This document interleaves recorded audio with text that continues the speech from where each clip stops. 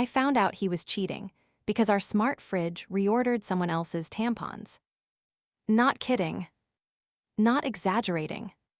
Not poetic license. A literal stainless steel whirlpool with Wi-Fi and attitude outed my husband. And the wildest part, he still had the audacity to call me paranoid. This started with wine, cheap red, the kind that stains your teeth and your dignity. I noticed it in the cart on our fridge screen. Yeah, the fridge has a screen. He'd insisted on it, said it would streamline our home. What it did was stream a live broadcast of Betrayal right into my kitchen. I clicked into the order history because I wanted to reorder oat milk. I was doing a detox, and yes, I'm that girl now. But suddenly I see Pinot Noir 2 bottles, ultra-thin pads with wings, lactose-free vanilla creamer, which would have been fine if I didn't drink wine, didn't bleed anymore thanks to an IUD, and was violently lactose tolerant. I stared at the list like it had slapped me. This wasn't mine. This wasn't us. This was someone else's groceries. But they were ordered through our fridge. To his work apartment. The one he used when he needed focus. Which, by the way, was code for where he stores his gamer chair and bad decisions.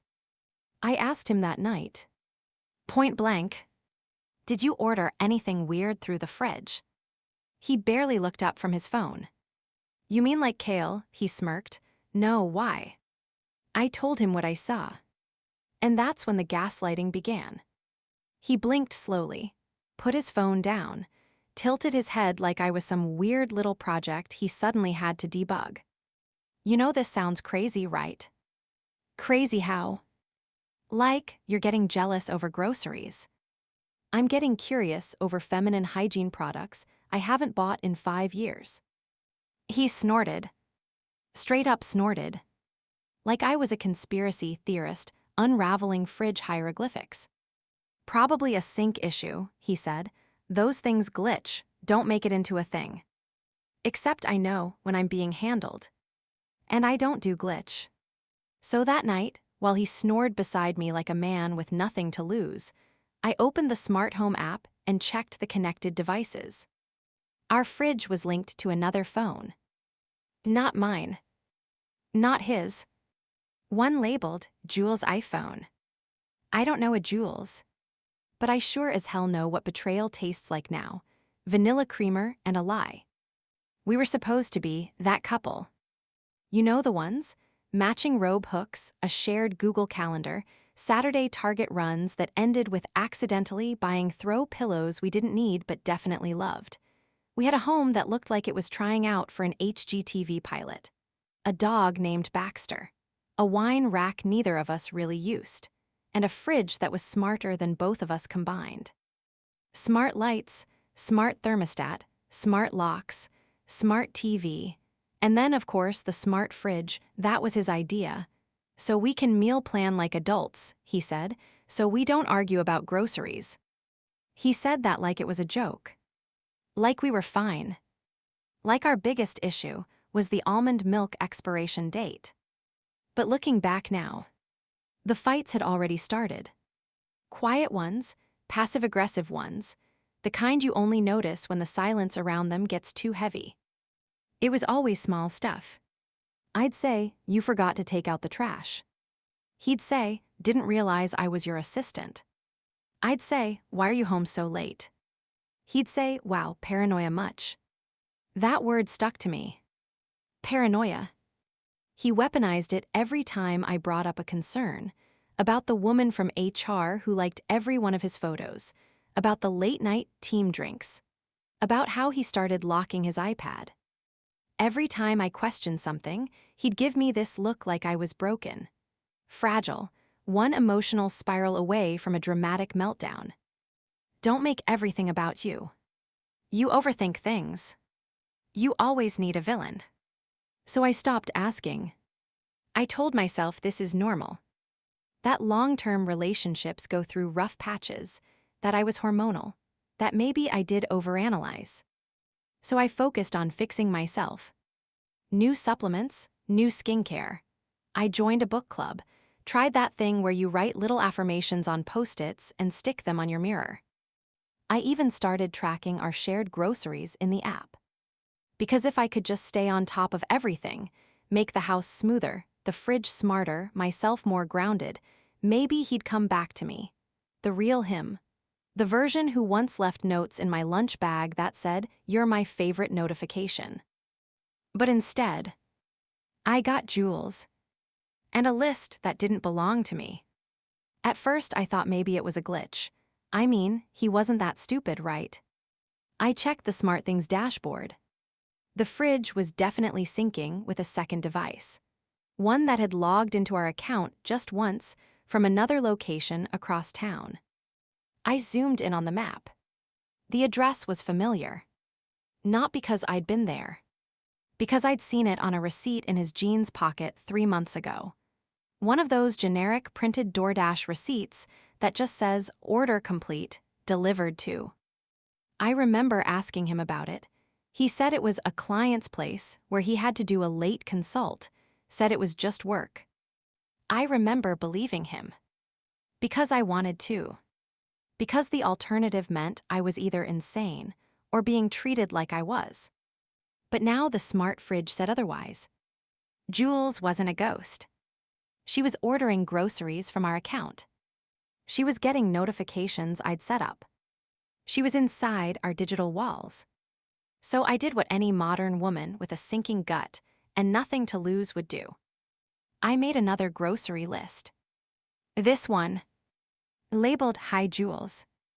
Items included: extra thick condoms, shampoo for women with no morals, emotional labor, out of stock, gaslighting, buy one lie, get two free.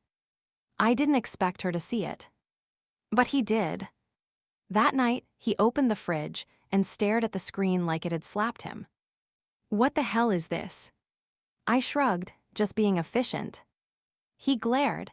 Are you seriously turning this into a joke? No, I said, that's the smart fridge's job. He slammed the door. Literally slammed it. And that's when I knew something else had shifted. Not just the lie. Not just the betrayal. But me. Because I didn't feel crazy anymore. I felt confirmed. And nothing is scarier to a liar than a woman with proof and a punchline. The next morning, I woke up and the fridge screen was blank. At first, I thought it was unplugged. Or maybe Baxter bumped the cord. He's a chaotic little furball who treats anything shiny like an enemy. But then I opened the app on my phone, and everything was gone. Order history, gone. Connected devices, gone. Shared grocery lists, wiped. It was like Jules, and I had never existed. Which would have been impressive if I hadn't already taken screenshots. You think I did? Please. This is 2025. I've been gaslit enough times to know the difference between a glitch and a digital cover-up. I had backups. I had timestamps. I had location data. And he had the digital hygiene of a 15-year-old deleting browser history. I waited. All day. I didn't say a word, didn't accuse, didn't confront. I just made eggs, kissed his cheek, asked how work was going, played cool wife like I was auditioning for a role I'd already been cast in 10 years ago. He didn't notice. Or maybe he thought the fridge debacle had passed. That I'd dropped it. That I'd gone back to being the docile version of myself who called him baby while silently screaming into her pillow at night. But I wasn't her anymore. I was the version with receipts. And a plan. That afternoon, I drove to the address from the map ping. Did I want to? No. Did I need to? Yes. It was a small apartment building. Nothing fancy. Brick exterior, 3 floors, one sad-looking tree outside with a swing someone had deed out of rope and regret. I waited in the car. Because I didn't even know what I was looking for. A vibe, a sign, a girl carrying lactose-free creamer and betrayal. But then she walked out. Tall. Ponytail. Holding 2 bags of groceries. And in one of them, a box of the exact same ultra-thin pads with wings. My stomach dropped. She paused at the door, fumbled with her keys, and when she pulled out her phone to open the smart lock, I saw the screen light up with smart things. Order confirmed, Whirlpool sink.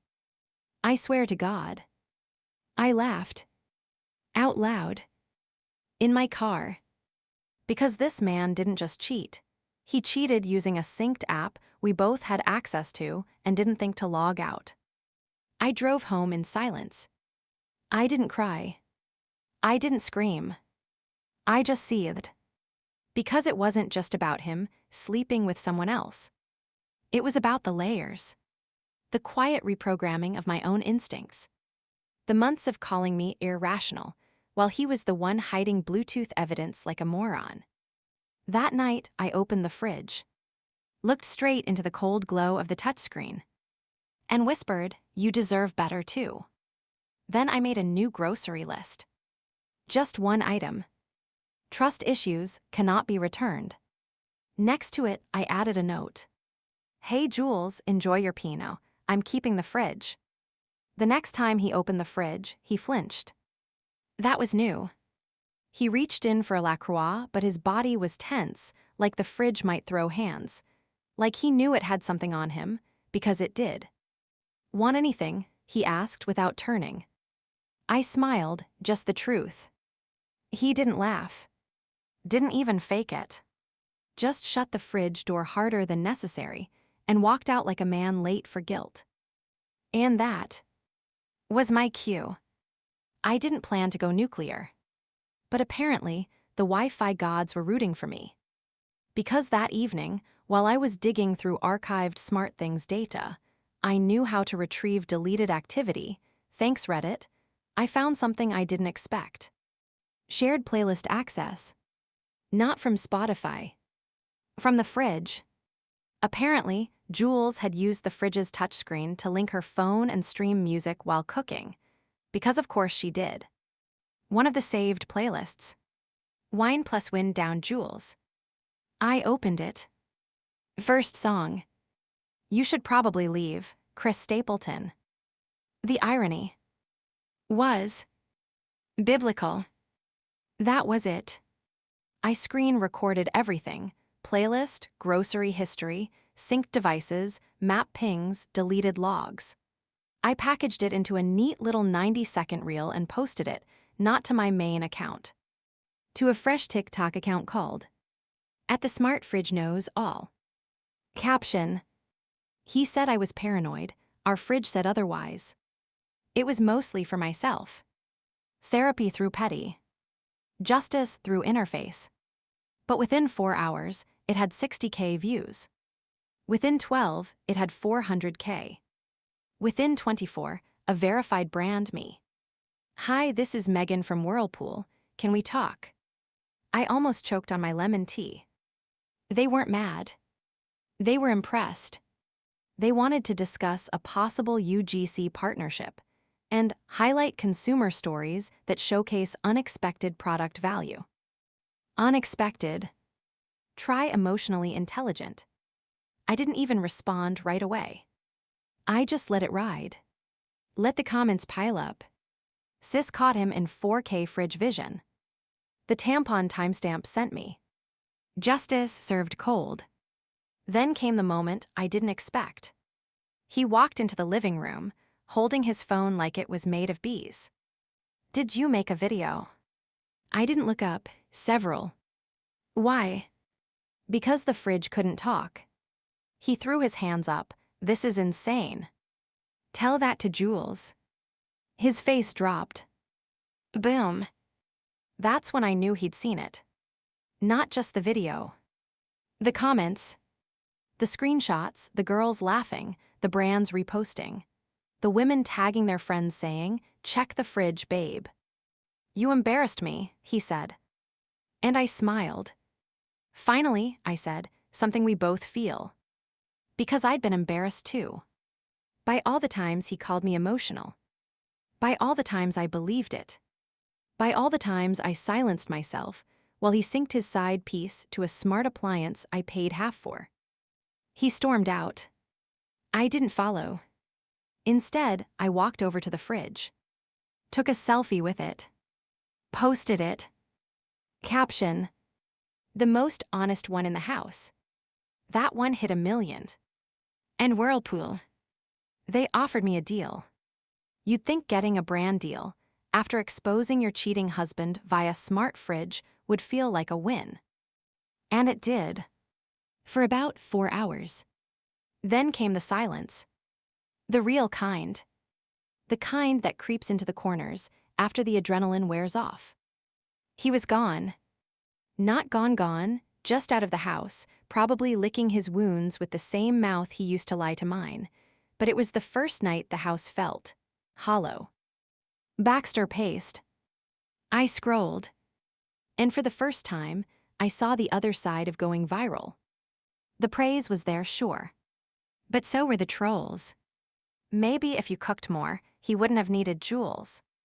This is why men don't trust women with tech. What kind of person uses a fridge as a marriage counselor? That last one stung. Because I'd asked myself the same thing, in a darker voice, in my own head. What kind of woman lets a refrigerator uncover the truth she should have known? I curled up on the couch, scrolling through my own videos like they belonged to someone else. Smiling me, smirking me, confident me. And I whispered, "Who is that?" Because I didn't feel brave. I felt broken, embarrassed, duped. Not just by him. By me. I let him call me paranoid. I let him twist my gut feelings into punchlines. I let the little flags wave until they formed a parade and marched right over me. I texted my best friend. I feel like a clown in a smart kitchen. She replied, "No, babe, he's the clown. You're the narrator, big difference." That helped. A little. But still, I couldn't sleep. Because every time I closed my eyes, I heard him say, "You're overreacting." And I saw my own face nodding, smiling, dismissing it. I made excuses for him. Again. Like maybe it wasn't cheating. Maybe it was loneliness. Maybe I wasn't enough. And then I remembered something stupid, something from a year ago. I'd asked him what kind of wine I should bring to his office holiday party. He said, "You don't need to bring anything, just be you." Then he brought jewels. I didn't know it at the time. But now I know the wine list, the grocery list, the guest list. And I'm not on it. So yeah, I spiraled. Not in public. Not online. In my bathtub with a glass of Pinot I didn't even like, listening to Florence Plus the Machine, asking my faucet. Did I miss everything? And the worst part, I didn't miss it. I saw it. Every glitch, every red flag, every tiny moment I told myself to chill out. Like when he switched our anniversary dinner to something low-key because he didn't want pressure.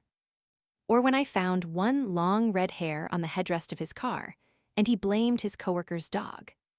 Or when he changed his phone passcode and said it was for 2-factor security.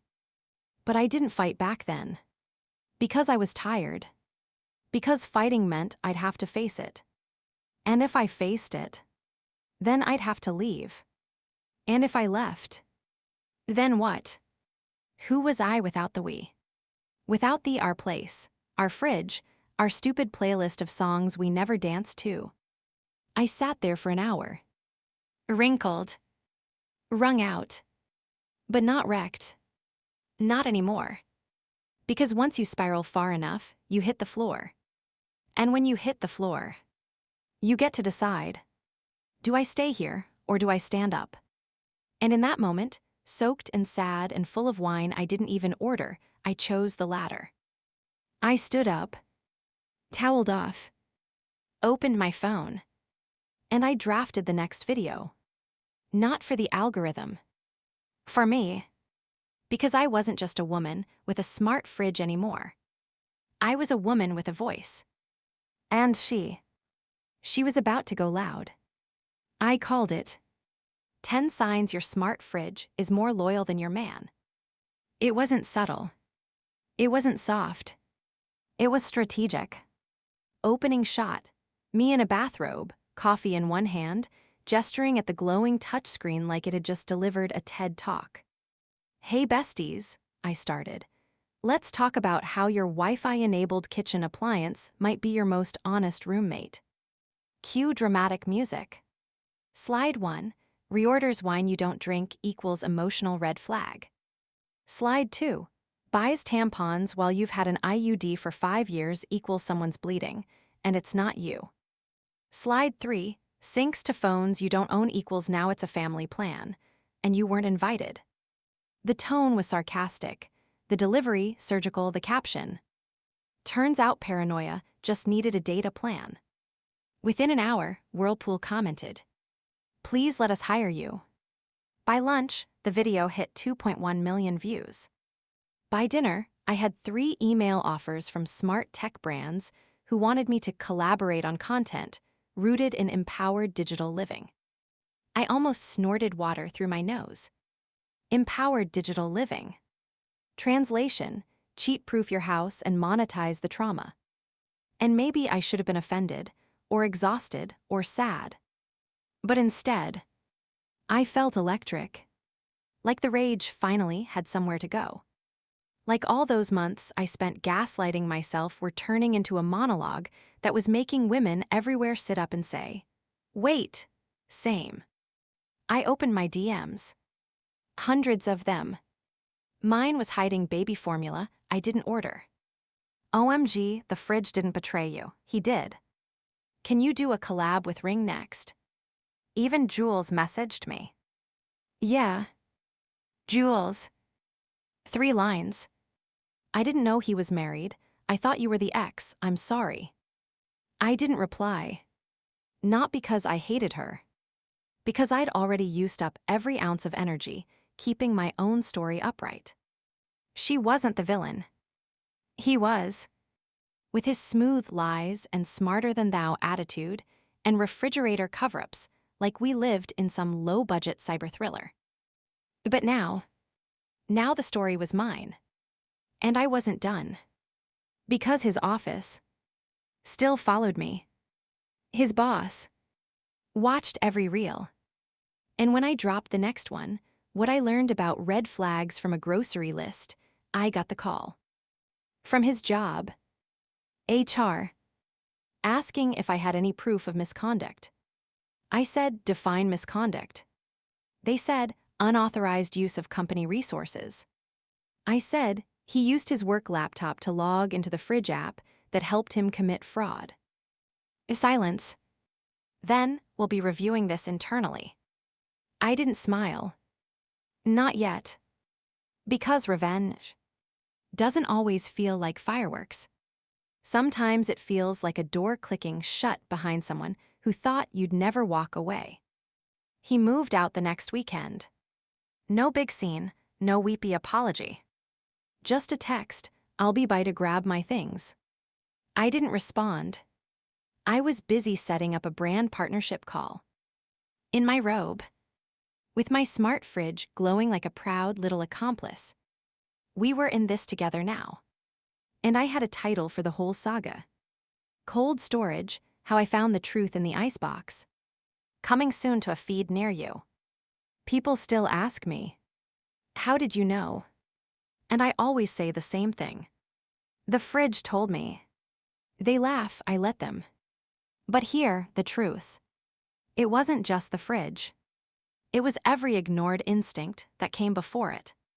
Every tightened chest. Every time I looked at his phone and felt a flicker of dread. Every dismissive smirk. Every "you're being dramatic."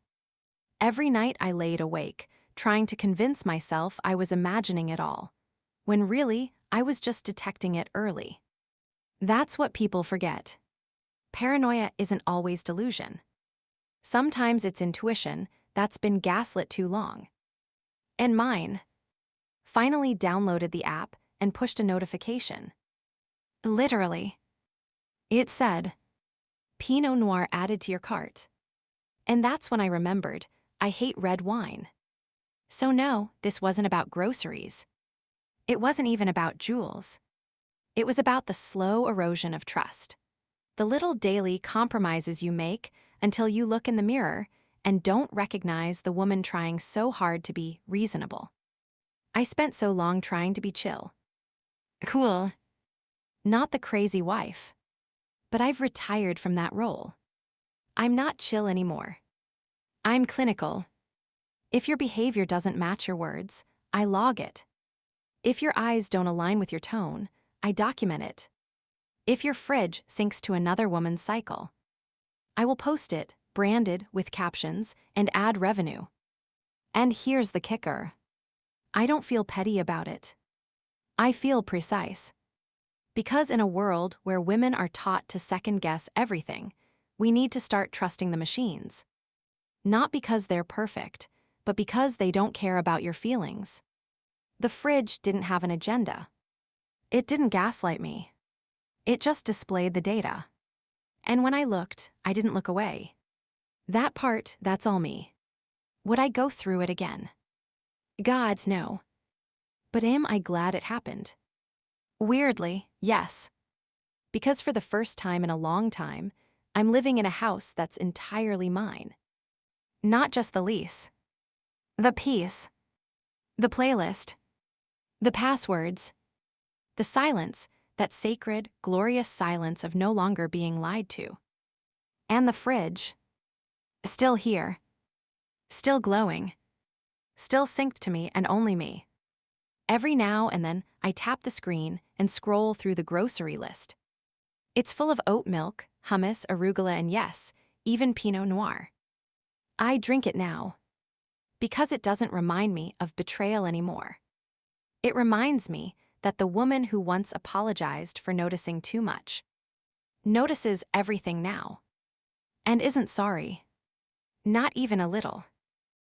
Subscribe to my Mia's Stories YouTube channel for raw, emotional stories and authentic insights that encourage healing, growth, and understanding.